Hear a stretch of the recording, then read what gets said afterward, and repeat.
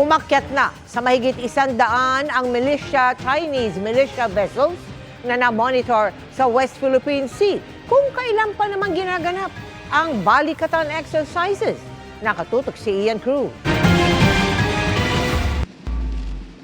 Sa pasimula ng balikatan exercise kahapon, na-monitor daw ng Philippine Navy na umaabot sa 110 Chinese militia vessels ang nasa West Philippine Sea. Mahigit doble ang bilang kumpara sa bilang na 50 noon lang nakaraang linggo.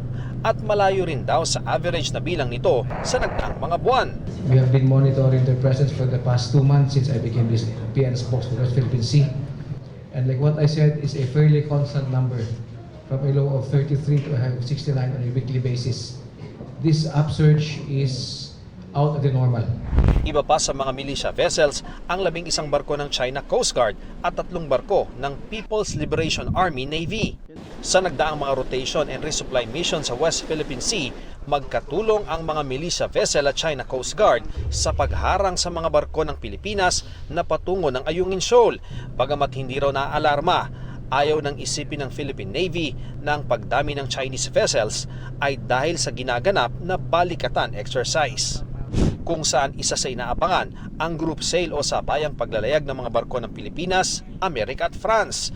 Bago nagsimula ang balikatan, may ilang maritime vessels pangaraw na namataan malapit sa mainland Palawan. Westcom and Naval Forces West was were monitoring them, and Westcom dispatched a Coast Guard vessel to intercept them. However, when the Coast Guard vessel got to their track, both ships were gone. Samantala, binatikos ang isang Chinese newspaper ang planong pagpapalubog ng barko bilang bahagi ng pagsasanay sa balikatan exercise sa Maylawag, Ilocos Norte. Ito ang hindi na aktibong barko ng Philippine Navy na BRT Lake Caliraya. Ang aligasyon ng pahayagan, ang barko daw ay Chinese-made. It's just coincidental. It's not complicated, it's coincidental.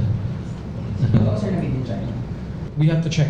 If ever it is, it's no pun intended, no meaning to that. It's just coincidental, if ever it is.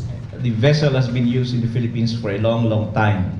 So any attachment, if ever there is any, doesn't matter at all. It's an old Navy vessel which we decommissioned, and just like in any sinking exercise around the world, they use old vessels as the target of the exercise, and the same thing we are doing with Lake Caliraya. Para sa GMA Integrated News, Ian Cruz, nakatutok, 24 Oras.